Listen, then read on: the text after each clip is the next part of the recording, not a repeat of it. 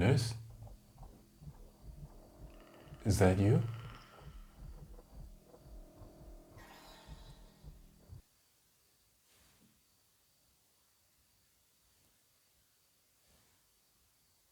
Nurse?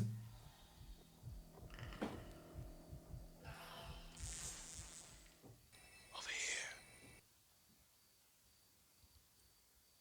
Creepy.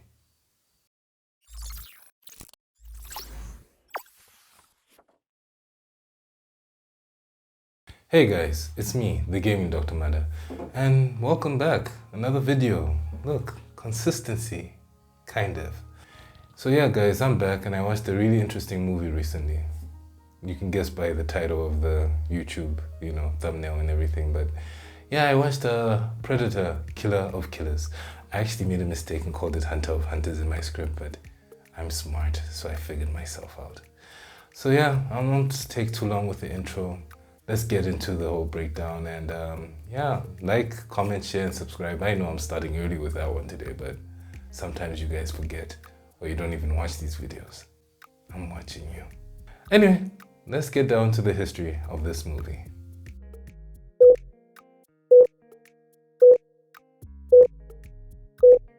The Predator franchise is a science fiction action series based on a super buff, scaly, ugly, technologically advanced alien that goes around the universe challenging many creatures of the universe in unfair combat.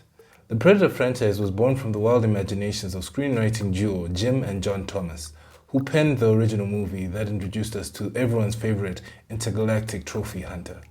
What started as a single film quickly mutated, like a xenomorph at a family reunion, into a full-blown multimedia beast spawning sequels, comics, novels, video games, the galore, everything. The fearsome Yaoja, aka Predators, owe their terrifying stylish design to legendary special effects wizard Stan Winston, who basically said, "Let's give these aliens mandibles and dreadlocks, man." The first movie showed our muscle-bound Hercules legend Arnold and his team go into the jungles of Val Vedere, a fictional country in Central America. They are tricked into carrying out a mission by their so-called ally. They carry out the mission, but that's not the end of the story. Far from it, actually. For though they were the hunters at first, the true predator hunts them now.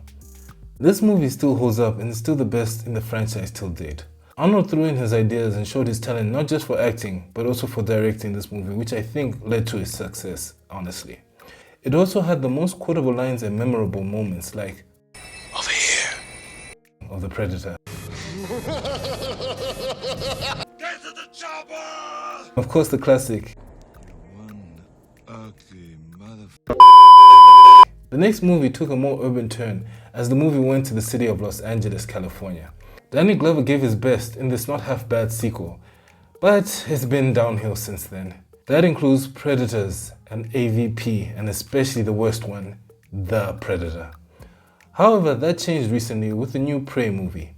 This was a decent movie for the franchise, which was actually quite entertaining. Yes, it had the whole classic modern audience girl-bossing vibe, as we all call it. But besides that, they tried to show the protagonist basically figure out the workings of the Predator and how to defeat it. It took a lot from the first movie, though not as good as the original, but still pretty good. And now we have this new movie called Predator, Killer of Killers. And how did it fare up? Let's see in the presentation.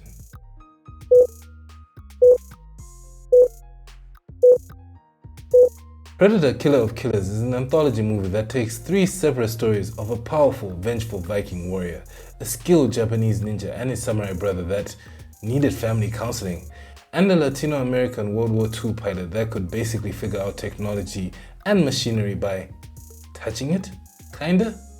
It's less creepy than it sounds, but still kinda dumb. This movie shows the stories of three very skilled characters and how each of them fought against a unique predator and targeted them in their own historical settings, and how each of their stories are somehow connected. It is also animated, which is unique for the Predator franchise. So without spoiling much, let me delve into the story. Our three main protagonists are Ursa, Kenji, and Torres. One could say that Kenji's brother is also part of the protagonist, but that is debatable. Ursa is out hunting for the man who killed her father and tries training her son in the art of war. During that encounter, she encounters a huge, powerful predator that if you listen quite carefully, you can actually hear him say, Fee, fi, fo, fum. I'm lying. He doesn't say that. He just goes and all that stuff. Once she battles this beast, the story moves on to Kenji and how he is outcasted from his family for refusing to attack his brother Kyoshi. But Kyoshi, being a greedy daddy's boy, betrayed his brother, and while they fight, a third party joins in, a very skilled martial artist predator. Then we have Torres, who learns how to understand and handle, fix, and control vehicles. He is a warfighter pilot during World War II. His team encounters a dangerous predator space pilot that wants to blow a bunch of humans out of the sky and make the German mustache menace life a little easier. Torres has to find a way to take it down using his brain skill and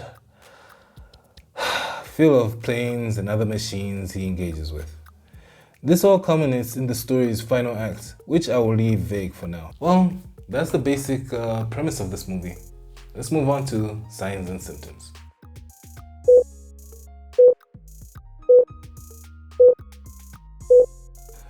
As always, let's start off with the main story. I really enjoyed the story for Ursa and Kenji. Yes, Ursa basically go-bossed all of her scenes, but I felt she was more a believable character than the main protagonist of Prey. She at least lived her whole life as a warrior, and fighting this monster was actually quite believable. The same story with Kenji and the douchebag brother. The way they fight against the predator was pretty damn believable and quite a spectacle to behold. The choreography for the fights was an absolute delight for my eyes. The animation is top notch. Yes, they're abusing the whole Spider-Man into the Spider-Verse animation a bit much, but at least they're doing a great job with the action and the spectacle. I enjoyed all three Predator designs, even the other one in the final act. I found it gave the Predators more personality. This makes each Predator we meet in the franchise feel wholly unique and not one simple character spread in different movies. Now with all the positive stuff out of the way, let's talk about Torres. Torres' story weighed the whole movie down. His grasp on technology made no sense. I mean, he was able to pilot a Predator spaceship. It reminds me of when Wonder Woman's boyfriend managed to pilot a fighter jet despite the technology and all that being extremely different. That just doesn't make sense, guys. From a 1940s fighter jet to spaceflight on a machine that doesn't even have any characters from our language. If that was so easy, I'll be able to change my language setting on my radio in my car, which I still have failed up to this day. Also, the way he conquers his predator was sadly a little bit too unbelievable. I get he is smart, but we're going fast and furious levels of dumb here. The final act felt a little unbelievable. There's a scene where some characters escape from the predators, but you know, us humans, we've struggled to fight a single predator, let alone a whole planet or an arena of them. I also feel that this should have been fleshed out more and that they should have done a lot more with Torres to make him more believable instead of the whole Deus Ex Machina character of this movie. There was also a final, cameo scene, which I'm not really gonna go to, but I feel they made a mistake. They showed the wrong character. We all know which person we wanted to see in that pod, and it wasn't that person. I wish they did a lot more and brought back someone that honestly would have made this Predator franchise a lot better. So yeah, you've heard me tackle the good, tackle the bad, as always, trying to get to the bottom of my patient. So what is my diagnosis? Let's move on and find out.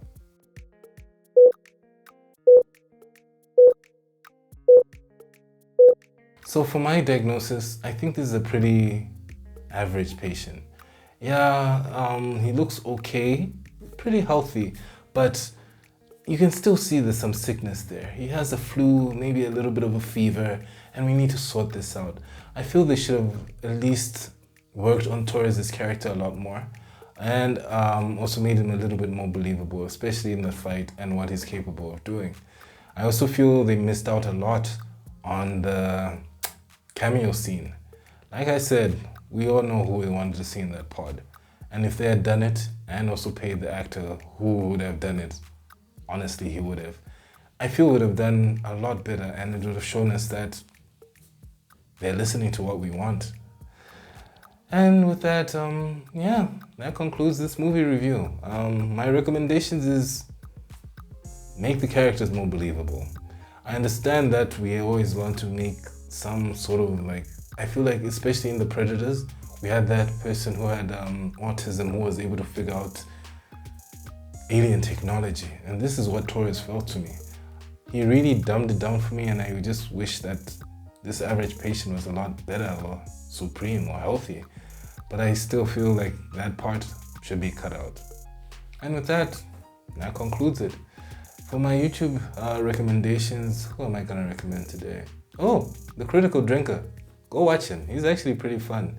I always feel like he is a lot more intense than me, and he has a lot more views, but he's always a fun guy to watch. So go ahead, give him a like, tell him I sent you there. And with that, guys, I'm done. I guess till next time, and we see each other on another video. Before I go, just want to say thank you for all of you who watch this stuff and support me and say, hey, you know, thank you, Mada, and all that stuff. I know I'm a guy in Malawi somewhere where you guys probably don't know, except for the people who watch, because those are the people who are in Malawi.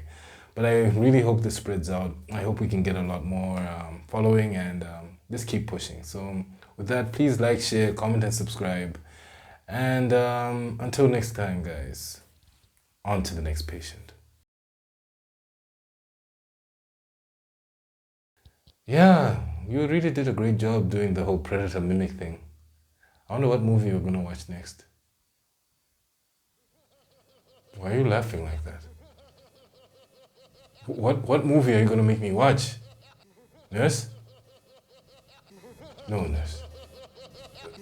No, I'm not gonna.